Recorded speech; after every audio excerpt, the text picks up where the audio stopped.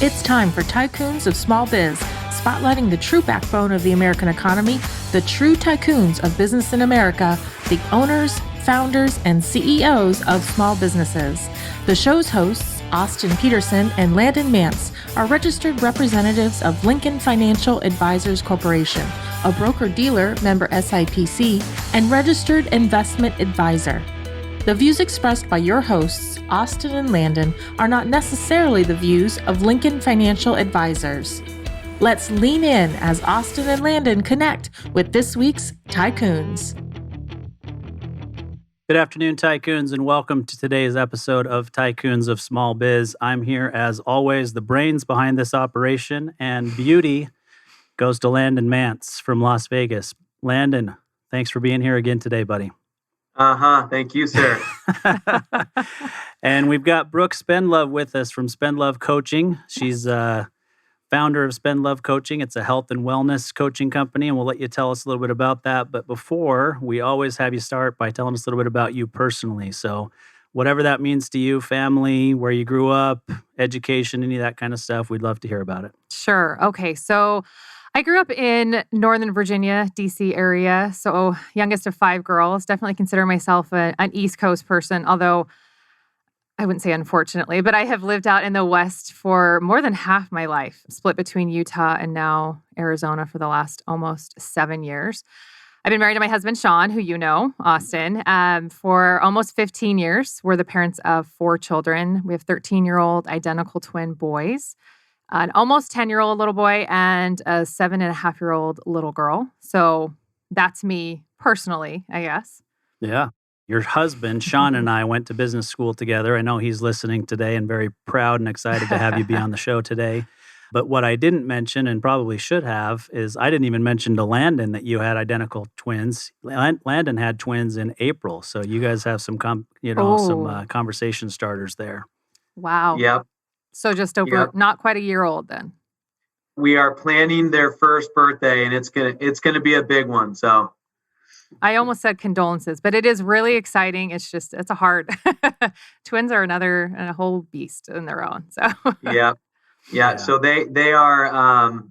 We got boy girl. Okay. Obviously, they are not identical, but my wife's cousin has identical twin girls, the cutest little things you've ever seen in your life.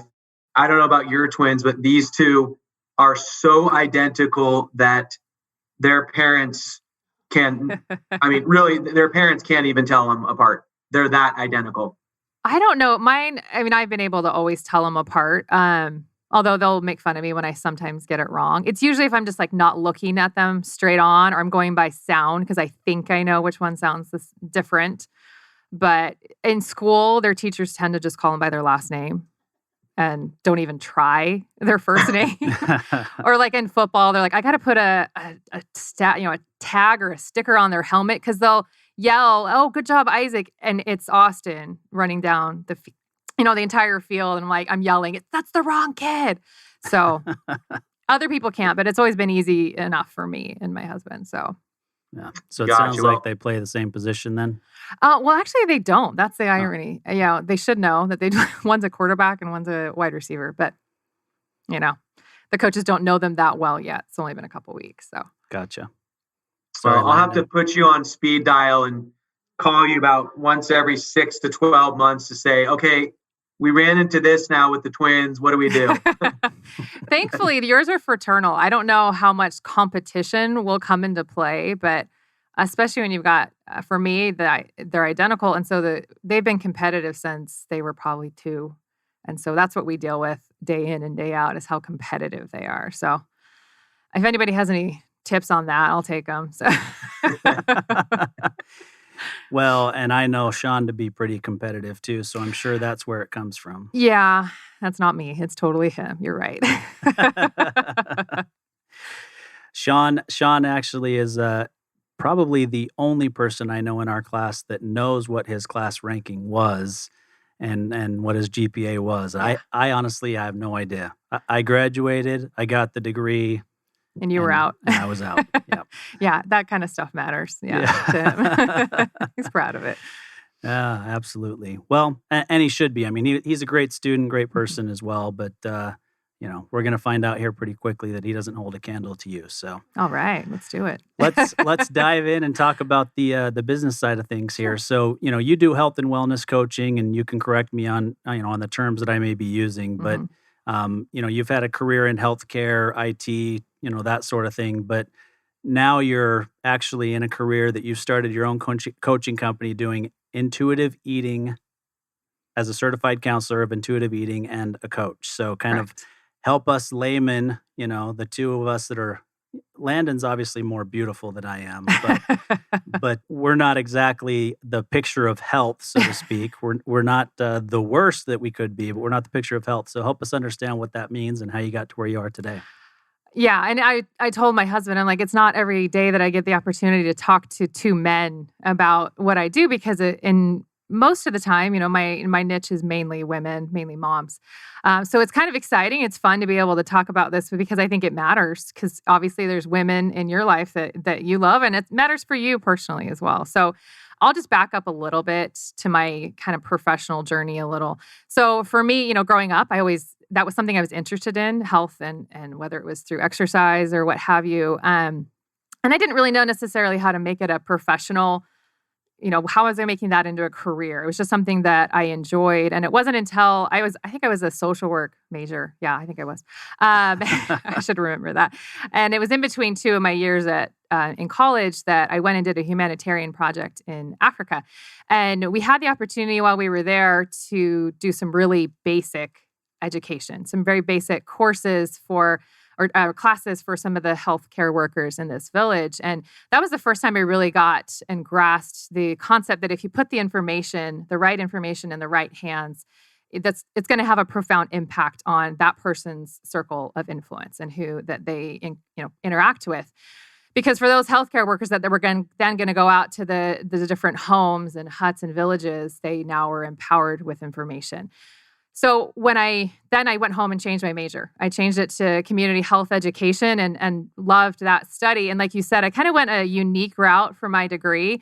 I went into healthcare IT, but it was still that same thread, that same idea that when you put the right information in the right person's hands, they're going to be able to have a really big impact. So the healthcare IT industry, I don't know how much you know about it, but essentially most companies, they're either working on making data more electronic, so the sharing of data is easier. And the whole goal then is to empower, whether it's the patient or the providers, to make better decisions. So less testing. Let's keep track of prescriptions. Let's make sure that you have all of those providers working towards that patient's good. And so again, the impact of data in the right hands, it's huge in healthcare IT. And I loved it. I was there for, I think, 16, 17 years in different companies doing that and implementing on site. But I just knew something was missing. And so I decided I really wanted more one-on-one interaction to see the impact in the client's life. And so I decided a handful of years ago to go back and get my master's degree in health and wellness coaching at Creighton University in Nebraska. We'll see what they're ranked in March Madness today. Actually, I think they're already ranked. My kids were doing their brackets, but that's like the one sport that they're in is basketball.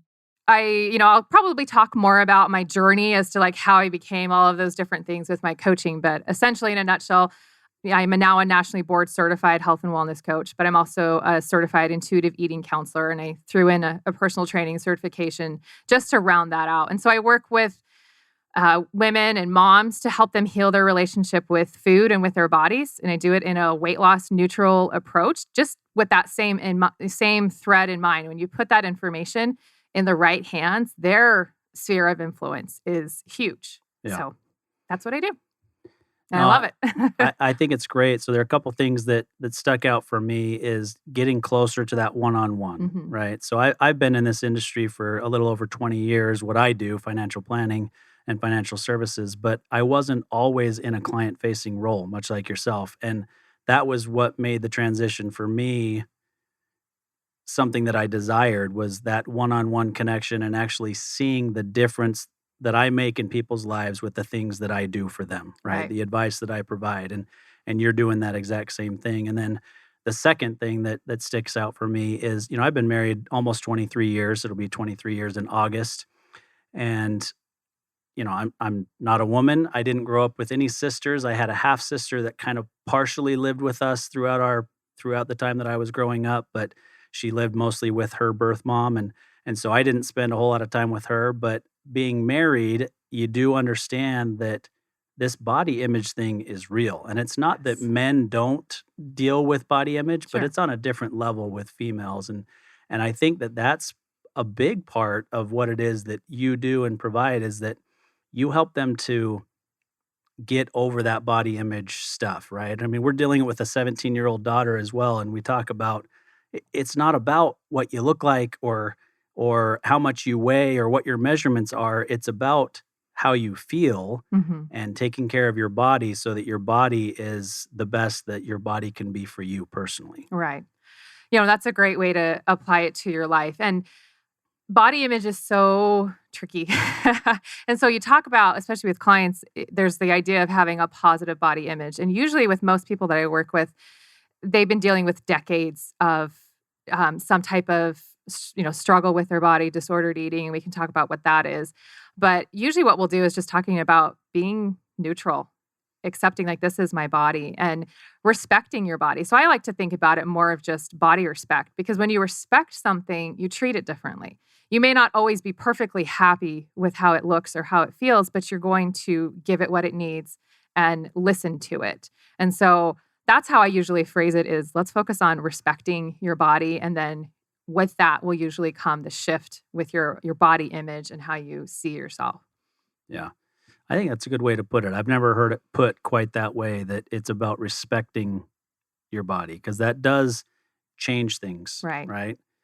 I guess I've got to learn to respect that I am bald and will likely be bald the rest of my life. There are some things you can't change. I have been told by a few people recently that I could take a trip to Turkey. Apparently, Turkey's like the top place in the world for hair implants or whatever it's called. Oh, but you pull And off bald well. Yeah. Like listen, bald is beautiful. It That's what is. that's what I tell people.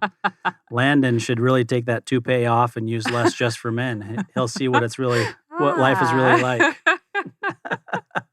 Shots fired. I like it.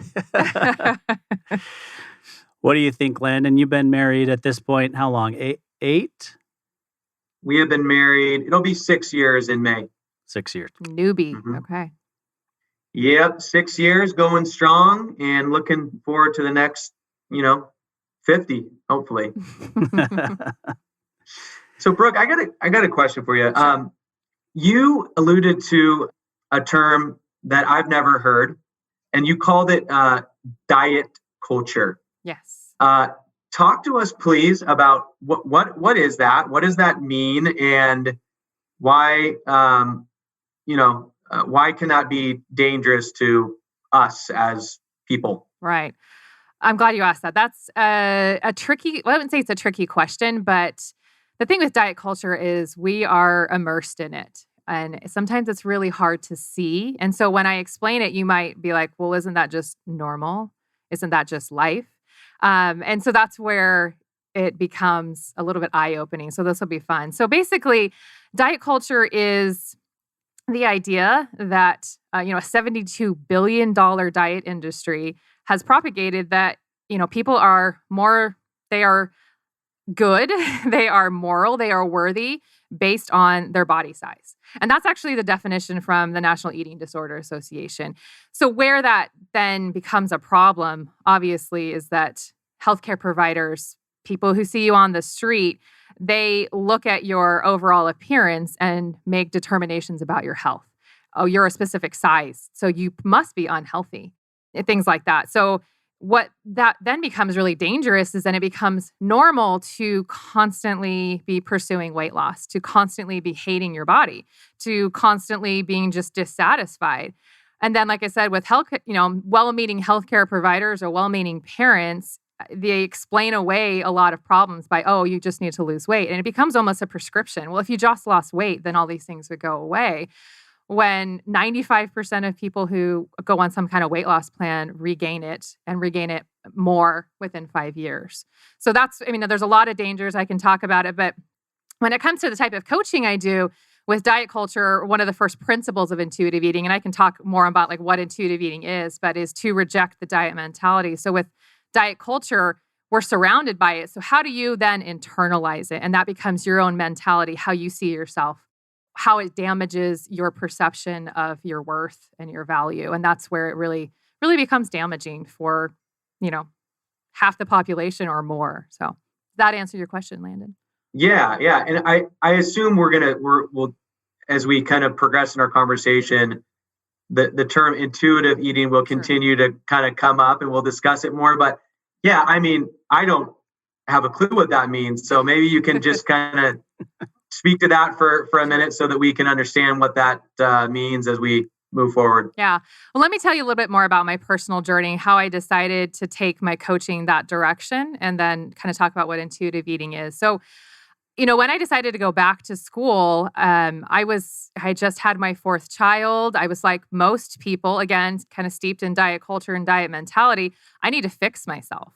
I need to get back to whatever body I thought I was supposed to have. And I'm doing that in air quotes for, audio listening. And so I was looking at my schooling as, okay, I will figure this out and then I'll go help women do the same thing.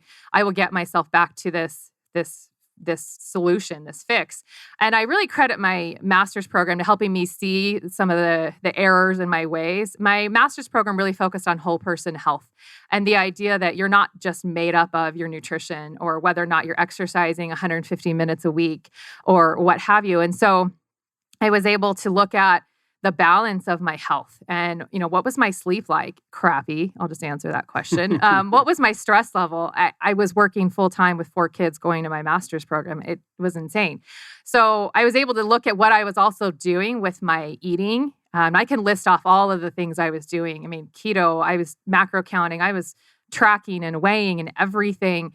And you look at that and realize I can't sustain this. And I also felt like my brain was splitting with all of the things I was trying to just do perfectly. And I realized also I didn't want to do this and actually tell clients to do this and to coach people to do this. And so I had to look at it as I was in my master's program. How can I shift and make something, whatever I'm coaching, be a lifelong pursuit, a lifelong path? And I had heard of intuitive eating. I had the book for years. And like most people, it sounds really good. And then but you always think, well, I'm just going to do this one last diet, get down to my goal weight, and then I'll become an intuitive eater. And that's just not how it works. And that's actually in the first chapter of the book. So let me explain what intuitive eating is. There are 10 principles to intuitive eating, and I can list them off, or I can talk about them. But basically, the idea is, as humans, the majority of us are born with this natural ability to know when we're hungry, know when we're full, know what we like to eat in general, and know how food feels in our bodies. But we get away from that, whether it's through diets, just any external factors that we look to tell us this is what you should be eating, instead of actually paying attention to our own internal cues. So it's essentially a path back to what we were all born as. And it's hard because, like I said, when you work with people who are decades into this up and down of, well, now I'll be on a diet, now I won't be, now I will, now I won't. It is a long journey to that. So just to give you a list of what those 10 principles are, like I said, we don't have time to go through all of them. The first one is reject the diet mentality, like I said, because you really have to recognize it and realize that this can't be how you live the rest of your life. You have to make a choice. You have to do that from the beginning.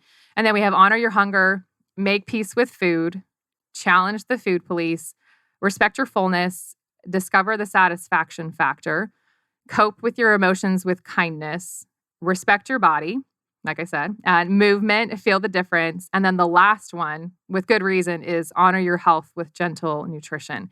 And so what I do with my clients is I weave it in with a whole person health approach with programs. So we talk about stress and sleep and weave in those 10 principles. But it is really just a journey back to learning how to trust your own body's cues to give your body what it needs, rather than looking for the external sources to tell you what to do. External sources like McDonald's commercials telling me that I want a Big Mac. Is that what you're telling me? Yeah, or Weight Watchers telling you that you only get this many points that day. Yeah, true. Yeah, no, I think the whole process makes a ton of sense. You're right. I mean, we do know, and we've recently talked to our kids about this. My son, just got home from being in Denmark for 2 years as a missionary for our church. I did the same thing 25 years ago, but I was in Belgium and France, and while I was gone, I gained 30 pounds, right? Now, I was still growing. I was a very, very late bloomer. And so I was still growing a little bit too, but the pastries and all this, I mean, they feed you so much in Belgium and France. And I figured that was going to be the same for him. He lost 20 pounds because he happened to be partnered up with people who were very health conscious. Mm. Now, my son was an athlete, played baseball, played golf, has played every sport you can imagine his whole life, just like your twins do. He's never been overweight, never, been in bad shape per se, but just that switch of, doing push-ups and sit-ups and lifting a little bit of, doing some body weight stuff and then running, which he'd never done outside of the requirement for baseball or, PE classes or whatever, has completely changed the way that he looks at things. And now he works out every day with friends and like for the first time, I'm starting, not that this matters, but you start to see six-pack abs. You Right. see more definition in his legs that I've never seen before. Again, never been overweight, healthy kid, but it's completely changed. And now he's starting to recognize so we were in Maui last week. I could have finished that whole plate of fish and chips that I just ordered, but I realized I didn't need to. And so he ate half of it and saved the rest for lunch the next day. Right. Like those types of changes are part of what you're talking about. I know Right. that doesn't encapsulate all of that, but it's those small changes in realizing, oh, I am full. Hmm. Just because they put that full plate in front of me doesn't mean I need to eat that full plate. Right. Yeah.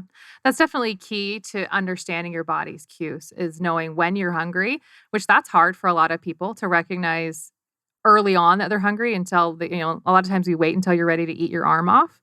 And then it's really hard to then honor the cue of I'm full now. Yeah. So that's a great thing that your son's been able to do. And that usually comes with being well nourished. If he's eating regularly and he's getting the food he needs, it is really easy to listen to your cues. But if you're in a state of constantly restricting and you're constantly micromanaging your diet through, counting or weighing and looking at your app for how many, protein grams am I supposed to be eating in the next meal, it's very hard then. You're not listening to your cues. You're listening to the app to tell you what to do. So Yeah. that's where there's a balance. Well, and I think those apps even, it puts it, I mean, and I understand why they're out there and they are helpful to a lot of people. I've used them myself, MyFitnessPal and different things like that, right? And it can be helpful, but it also then makes you feel restricted and it makes you feel like if you do something beyond that you've done something wrong. And I Right. think that's probably what you're getting to is that it should be about positive reinforcement rather than negative reinforcement that comes in a lot of the diet culture and these different things you're talking about. Right. And there are clients that I'll work with that still want to even track their food somewhat. And when I say track, they'll just keep some kind of journal. Like this is what I ate and this is how I felt. And that can still be comforting if someone's been restricting and they're used to journaling, but it's never this is how many calories I ate, this is how many I have left. Because our body ebbs and flows. Our calorie needs change. So if there's a day where I run 6 miles, I'm going to notice I'm a lot hungrier. Yeah. But if my app's telling me I can't eat that, which one do I honor? Do I honor the app or do I honor what my body's telling me to do? But I want to go back to what you said about then you're feeling bad because you ate something, you ate over. And that's where another thing you mentioned, Lance, about the dangers of diet culture is dieting. There's that idea of you either were successful or you failed. And if you ate your amount that you were supposed to eat or you lost weight that day, then poof, you succeeded and you're supposed to feel good. But then on the flip side, if you didn't meet those needs or you went over, then you failed. Or if you gained the weight back, there's the failure. And that's one of the things I love about intuitive eating, the way that we're supposed to eat overall. There's no failing.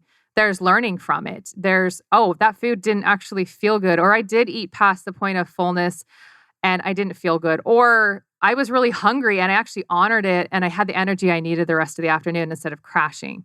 And so there's no failing. And that's where it gets really powerful is you realize there's no doing it wrong. There's only learning from it. And that's one of the big differences I coach around when it comes to diet culture versus learning how to be an intuitive eater. Real quick, Landon, I know you have a comment that you want to make here, but one of the things that I noticed over the last year with the pandemic for me personally was, working from home all of a sudden, and I've worked from home a decent amount anyway, but working from home all of a sudden and feeling like you can't go out to do certain things. One, we started ordering a lot more takeout, and we tried to be healthy about it, but we didn't do that great of a job, right? Honestly, where my home office was at home was, I've discovered over the last few months, was too close to the kitchen. Honestly, and Right. I moved my office further away from the You kitchen. physically moved I it? physically moved my Wow. office to another room in the house, and for me, for whatever reason, that was enough to where I wouldn't get up and go to the kitchen to grab something. I would just keep working because I didn't need a snack or something at that point. And not to toot my own horn, but that's led to 18 pounds worth of weight loss just since January of this year. Right now, I've gotten a little bit more active, and Right. we've done some things, being able to return to the gym a little bit, and so some of those things have certainly helped. But it's just those little things where we don't even realize we're doing them, right? I Mhm. mean, I'd be in the kitchen because it was close to the office and I just needed to get up and walk a little bit, but I'd walk towards the kitchen and, oh gosh, there's a tub of M&Ms sitting on the counter, and you grab a handful of peanut M&Ms and you don't think anything of it until all of a sudden, you've gained a bunch of weight during this pandemic, and Mhm. and now you have to go and lose it again. So, I have a couple comments on that. yeah.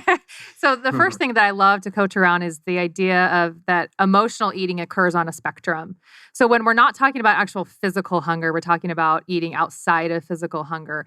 So the lesser end, or the one end of the spectrum, is just going to be eating for like celebration, for pleasure.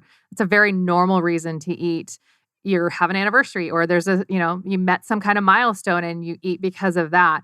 And then it kind of moves up. And so you're talking about eating for boredom, and that might be what you're talking about, is you were bored and you just needed something to do. Maybe you just needed to move. There was something you were avoiding at work. You didn't want to do it. So let's just go walk around.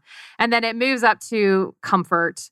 Again, when I coach about this, I never say that there's a wrong reason to eat. And so that's one of the reasons why one of the principles of emotional eating, or excuse me, of intuitive eating, is just coping with your emotions with kindness. So for someone who is dealing with a lot of emotional trauma, sometimes food really is the only coping mechanism they have.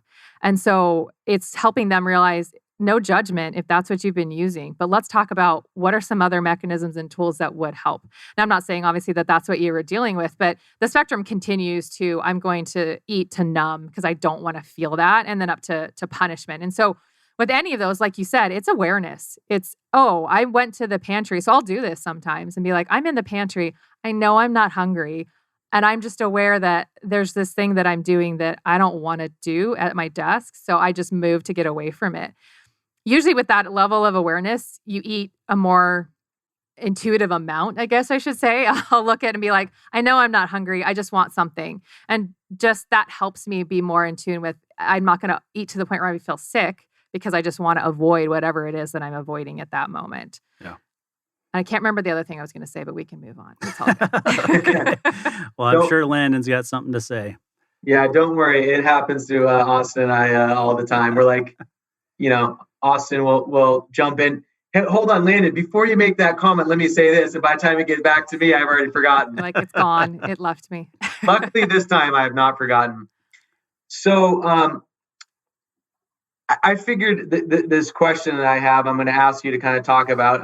I figured we could spend the next probably two or 3 hours talking about it. No, I'm kidding, but I do want to get your thoughts on it. So money and food, right? Two of the biggest,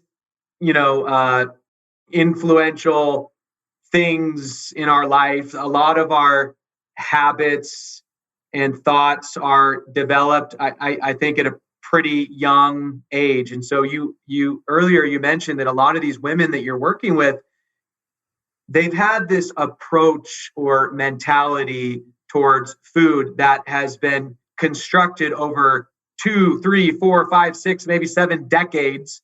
And you're trying to help them kind of look at things differently. And Austin and I do the same thing in our practice, right? Because we, I think my oldest client is 85. People have these thoughts and feelings and emotions and habits towards money that sometimes we have to work with them to try to break some of them, that they've been adopting for decades, right? So my question to you is, when someone sits down across the table from you and says, Brooke, like, this is what I have going on. I've tried every diet out there over the last 25 years. Nothing works.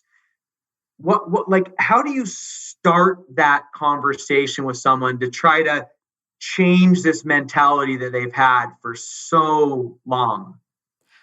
That's a great question. And what you said about that intro about that person is that first step is I usually will have clients almost do a dieting history. And usually it's just a verbal history. Sometimes they actually will fill out an actual chart that I give them. And what they're always able to do is track what they've done, what the dieting, the restriction, or whatever it is, and see what it quote unquote gave them and then how it failed them. And so they're able to see the pattern themselves of diets over and over again failing them.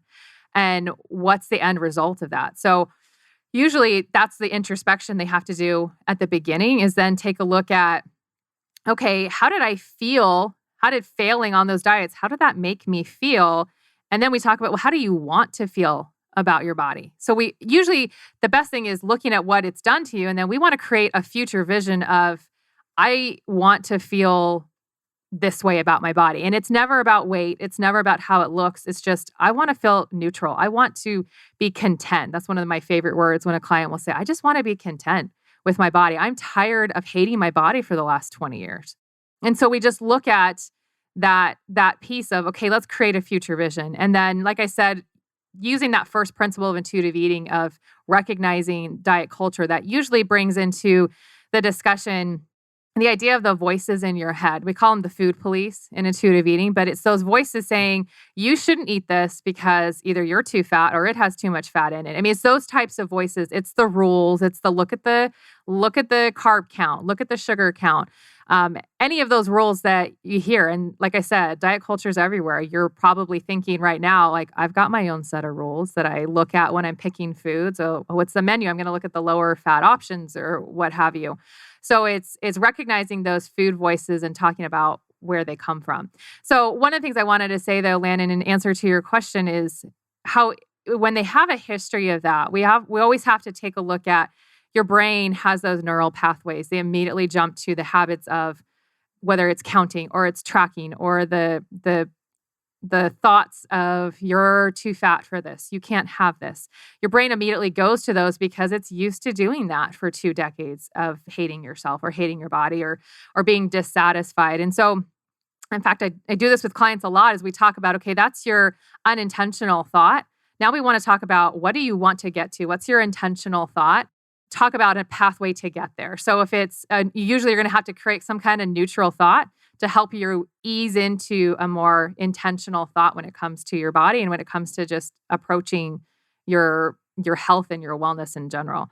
And then usually the next best thing is to help them take a step back and zoom out and just start paying attention to what's happening when they're eating. Pay attention to, am I hungry when I go and sit down? What are the feelings I'm having? One of the most powerful questions I've heard and used is, where does your mind go when you're eating? And, if you think about all the times, if your mind is split between, okay, am I allowed to eat this? Is it on my plan? How many points does it have? All of the different things. Is it within my fasting window or my eating window? You're not fully present with the people there. You're not fully present in your meal. And so getting someone to actually experience, even if it's just one meal or just a couple bites, being present while they're eating is huge as well. So those are some of the first steps that we talk about. But just helping them see that dieting has failed them, they haven't failed. Yeah. Is big. I think that's a big deal. And, Landon kind of alluded to this in just posing the question. And I could see you using this same type of a thought process in what you do. We have kind of this creed that we live by, Landon and I do. And it's not, sometimes we'll share it with clients, but it's not something that we always say to the clients. But, we live by this creed that basically says this person's financial life is a mess. They don't even know it. It's not their fault. and somebody strong is going to help them get on the right path to go forward. That's essentially the gist of it, right? You could do the exact same thing from a health standpoint, because the reality is most of us don't even realize that we feel the way that we feel, or why we feel the way that we feel about food and our relationship with it and our body, and kind of how that leads our entire life. Mm-hmm. Now, the difference, though, in coaching, though, is my goal is always to help you realize that the answer is inside of you, that you know it, and I'm just there to help you recognize it. And so my goal is always, when they walk away from a session or from learning on one of my videos, et cetera, is they feel like, oh, I figured that out. My coach was there helping me discover that, but it was inside of me, because that's really where the empowerment comes, is I'm not the one giving them, because then they're always dependent on me. And really, that's not the goal, because that knowledge is there for them to discover. Yeah, very good point. All right, so this is something that you alluded to early on. You talked about, doctors and everybody talking about if you just lost weight, everything would be better, right? Your blood pressure would be better, your diabetes, your cholesterol, or you would just feel better overall. Your joints, I mean, you hear it everywhere. It's all about, you just weigh too much. Your body's not supposed to sustain that much weight. Fix it, right? So what do you tell people when they're hearing that from their doctor? What's your response to them?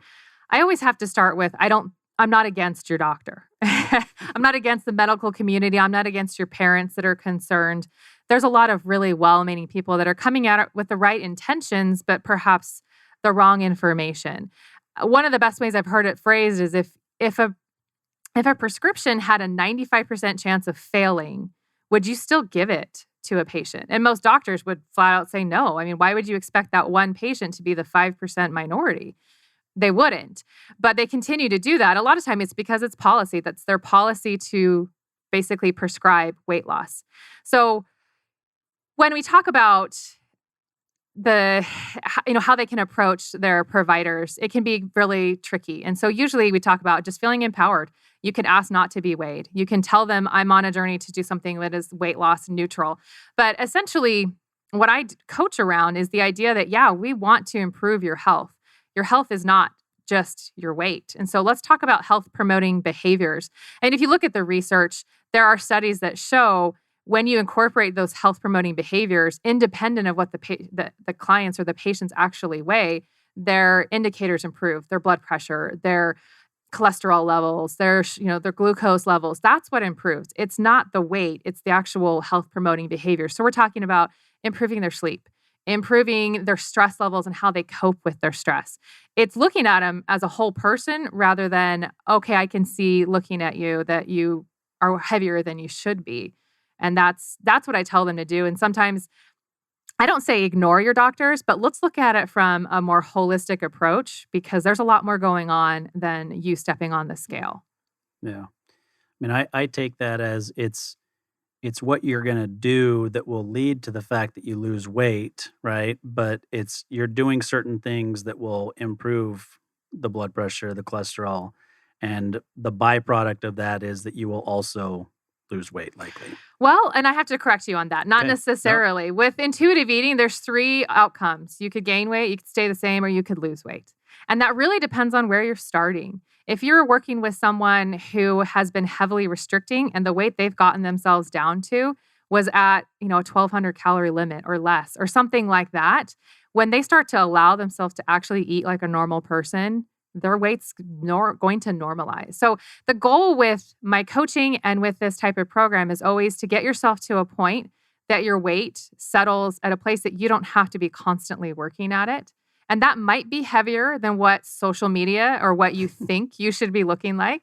And that's where, again, we come back to the diet culture. Diet culture tells you should be a specific size, right? But we know that health is not specific to size. Just a really quick story that I love. When I did my training with the creators of intuitive eating, Evelyn Tribbley gave us this story one time that she's a dietitian by practice, and she'd had a client come in and say, I want to do this. I really want to do intuitive eating, but I just want to get down to looking like this particular friend of mine. And she said the girl's name.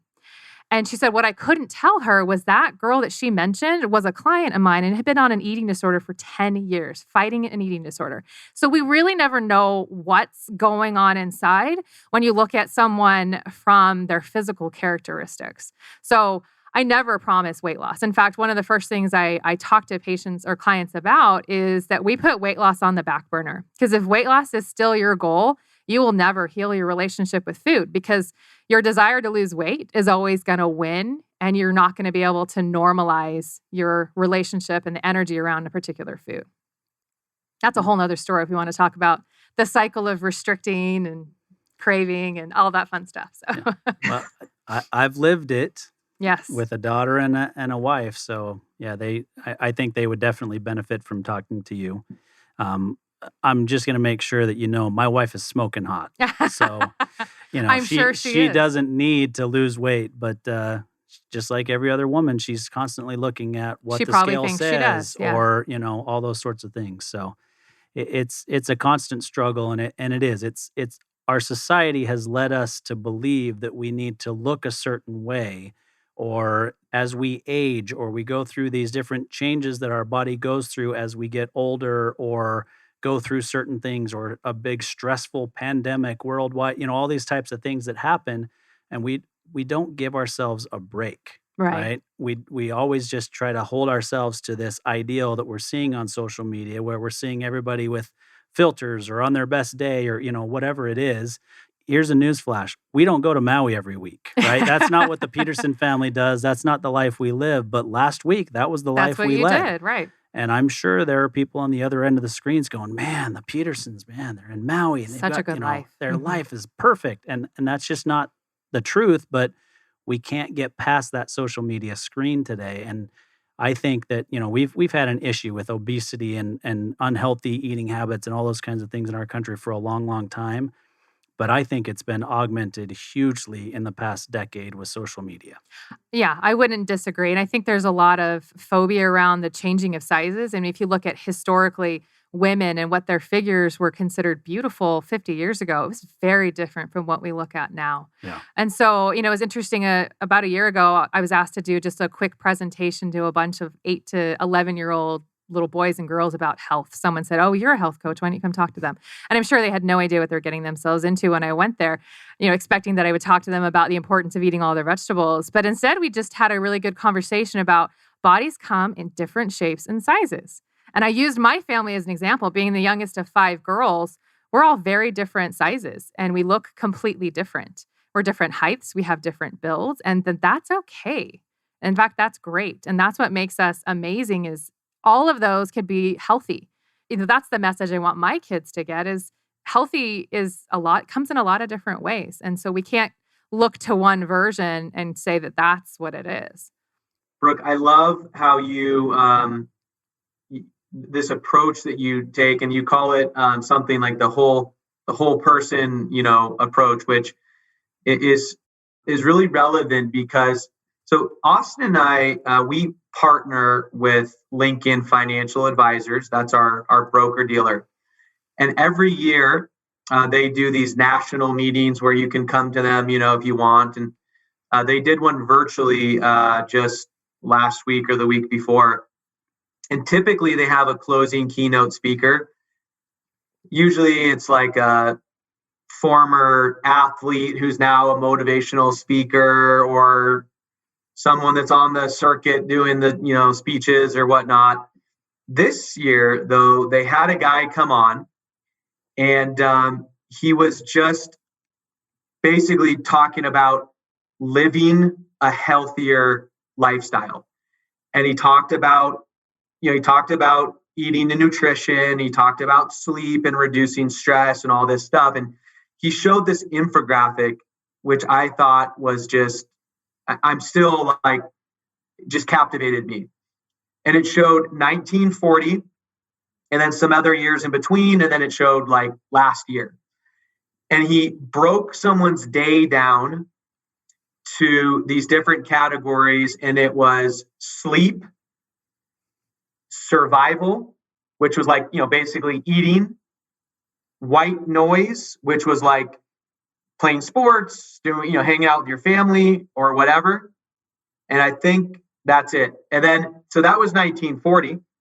Fast forward to 2019 or 2020, we are sleeping less, working more, screen time averages about 5 hours a day per person. And then it's squeezed down the white noise, AKA family time, down to like an hour or two per day. So I thought that was just so eye-opening to see that. But my comment here, my question for you is, when you're advising these people that your clients, and you're talking to them about this whole health, how can we translate that over to business owners, right? Because this is a show interviewing business owners geared towards private business owners and their teams. So what can you say to these business owners that are burning the wick at both ends? They are jeopardizing their relationships with their families, their health, all these other things because they're so ingrained in their businesses. Like, help them to take a step back here and give them some pointers so they can focus more on their just overall, health. Yeah. Well, as a business owner myself, I obviously relate with that and have to look at it in myself all the time and realize, do I have a balance here? So one of the first things I do with my clients is we just take a look at what's called a wellness wheel, and it's got 6 different areas. So we're talking emotional health, stress, your nutrition, your movement, your sleep, and then also just knowing that you're living your purpose, living your why, or whether that's spiritual health, what have you. And I have them just take an accounting of 1 to 10 where they feel like they're at in each of those areas. And I can tell you that most people, are lower on sleep, higher on stress than they feel like they should be or that they're comfortable with. And so first is just being aware, like, this is a problem.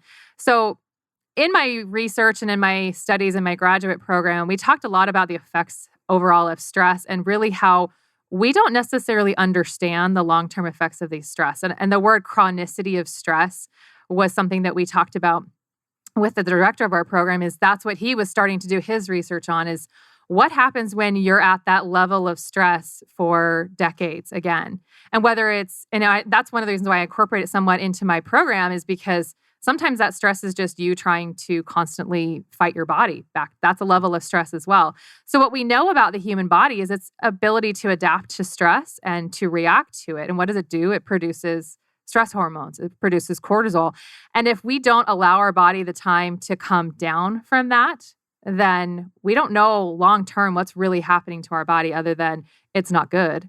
If you never come down, if you're at that constant level of just low to mid-level stress, it's highly dangerous. We just don't know when you do that on a chronic level, what's that really going to do to you? So what I usually talk about with clients is, when do you come down? Whether it's just 5 minutes, whether it's you come home and say, okay, I'm going to turn off my phone for 10 minutes. So when you're talking about an entrepreneur who feels like they're on all the time, it's all the decisions, especially like where I'm, in the first couple of years of my business, I'm not outsourcing a lot. Most of it's coming out of my brain. It's the ability to intentionally say, okay, for this 30 minutes, start small. For this 30 minutes, I'm going to do something else. And whether it's meditation, allowing yourself that actual mental break, the opportunity to come down. And when I say come down, I mean lower your stress levels. Just let yourself be. So I have clients that they can't just meditate because their mind will go somewhere else. Being still can be a challenge when you're really starting out and it's a struggle. So it's finding something that just allows you to relax. Find a show that you like for 20 minutes. So with any goal, it's always, you start small. When you see that you actually completed that 5 to 10 minutes of coming down, then you realize, okay, I've got a little confidence, I can build it up. But most of the time there has to be an element of actually scheduling it in, or it's not going to happen. So just as you would schedule in an appointment with a business partner, treat it that way and treat yourself as a partner that's something that's worth keeping that appointment with. She's speaking my language there. I'm speaking right at Austin. No. Yeah. No, but I literally do that. So my mom has been worried for years about the amount of time that I put into my career and building my, doing those sorts of things, and your stress levels are off the charts, and you need to deal with this because I'm worried about you, right? And she doesn't. My mom lives in another state, so she doesn't see me all the time. She doesn't know all the things that I do to offset Right. that stress. But one, I do believe in scheduling things in. And so if you saw my calendar first thing in the morning, it schedules in exercise, it schedules in walking the dog, it schedules in my meditation or my spiritual time. Those types of things are in my calendar every day specifically for a reason, because as a busy business owner, I have to schedule them in or they won't get done. Right. Right. And the other side of what you just talked about reminded me of a book that both of you guys need to read if you haven't read. It's called Driven. It's the Larry H. Miller story. Okay. And that is a story of somebody who did exactly that. He died at a young age, complications from diabetes, not taking care of himself, not exercising, going a whole day without eating, Right. not drinking enough water, all the things that, that he just didn't do. He was the owner of the Utah Jazz, built a tremendous business empire, huge, lots of money, all those kinds of things. But at the end of the day, he died in his early 60s because he didn't take care of himself. Mm-hmm. And his wife has now been alive for another, 15 or so years without him, only because he didn't deal with the toxic stress and taking care of his body. Right. It truly is a big, big issue. Yeah, it is. And everybody has their own threshold when it comes to stress. I mean, my mom's kind of the same way. Oh, you're taking on too much. I worry about you. And I have just a different way to deal with stress.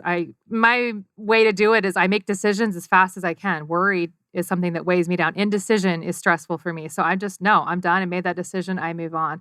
So if you develop ways to combat the stress, you might have just a higher threshold of stress. But everybody has to come down. So my question to you though is, do you have a certain time you shut off at night? I do actually, and it's a bit of a struggle with my wife because we try to.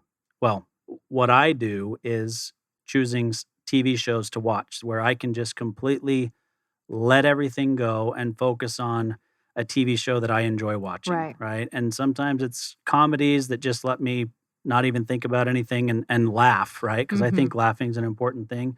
And other times it's certain dramas that I like, that I get excited about, right? And we do that every night. My wife's flip side to that would be, I would like to do more than just sit and watch TV. That's not true quality time together. And so, I've obviously that's a relationship thing, not a stress thing. Not a stress thing, yeah. But we do that from a stress standpoint at night. And I do, maybe I'll check my phone once or twice throughout the evening, but it typically sits to the side away from me, and I'm just watching the TV, sitting on the couch watching with my wife.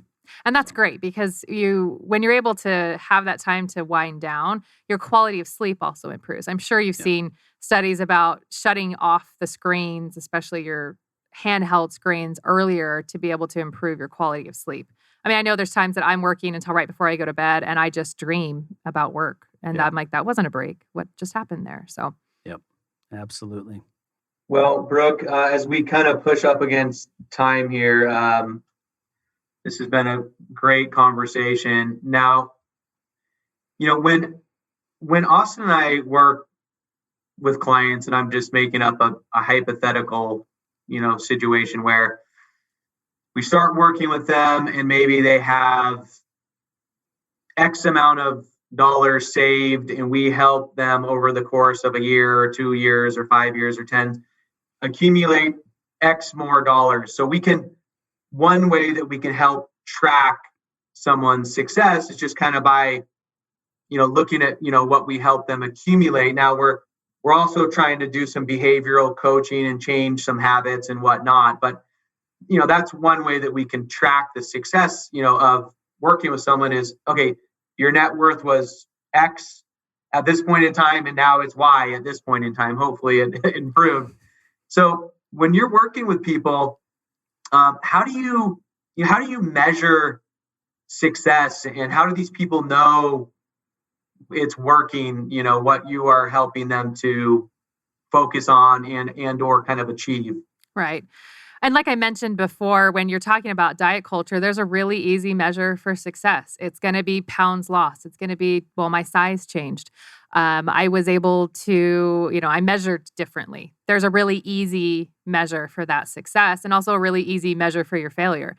And when I'm dealing with clients, it becomes an individual thing. And so that's what I tell them. Well, what does success in this look like to you?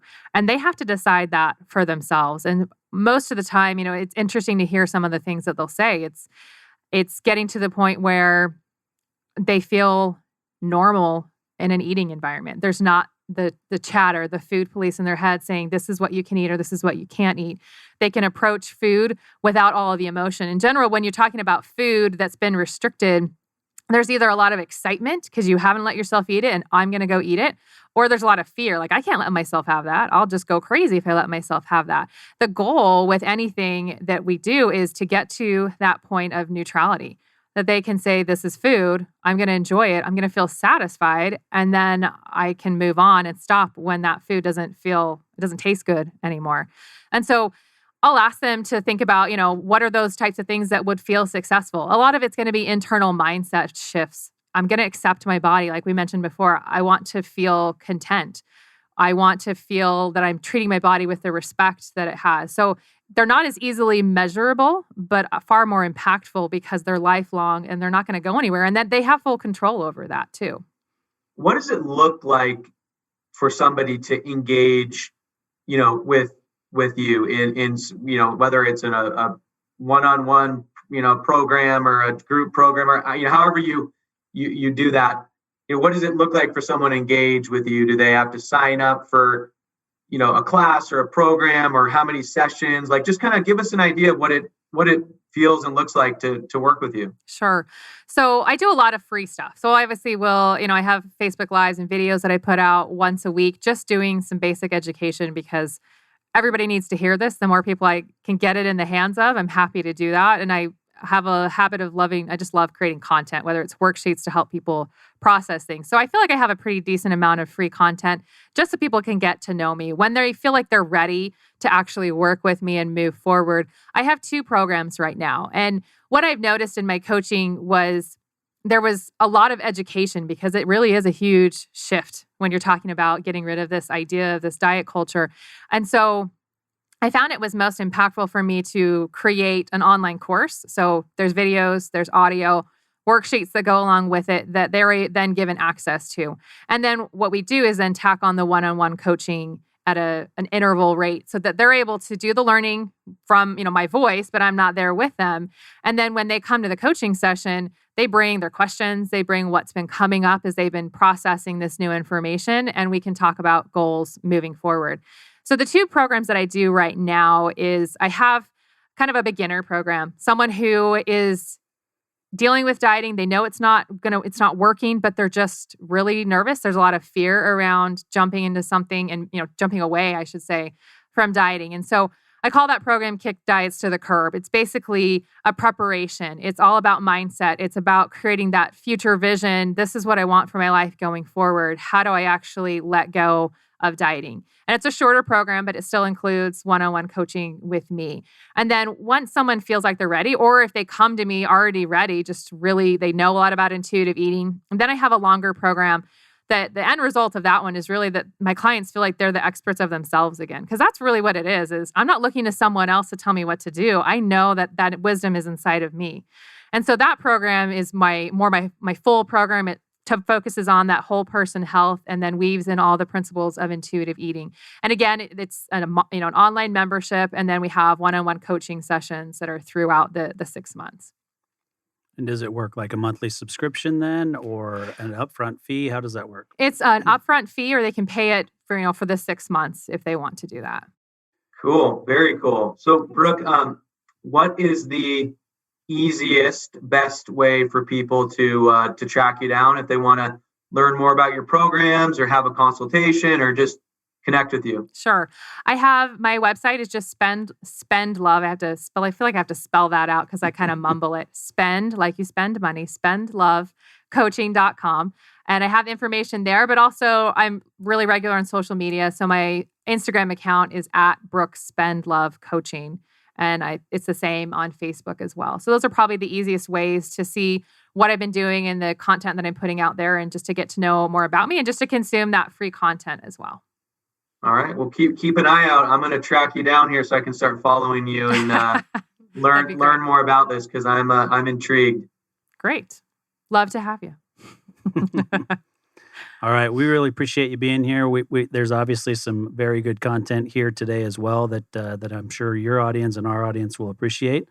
And we look forward to watching your journey as time goes on. Okay. Thanks for having me. It's been a pleasure. You bet. Thank you.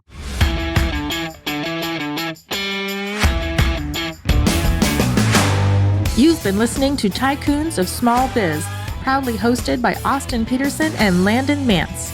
Austin and Landon are comprehensive financial planning professionals specializing in financial, estate, and succession planning for small business owners. Austin and Landon have offices in Scottsdale, Arizona, and Las Vegas, Nevada, and represent clients in 14 states throughout the country. Join Austin, Landon, and the featured Tycoons live every Tuesday at 1 p.m. right here on Business RadioX and your favorite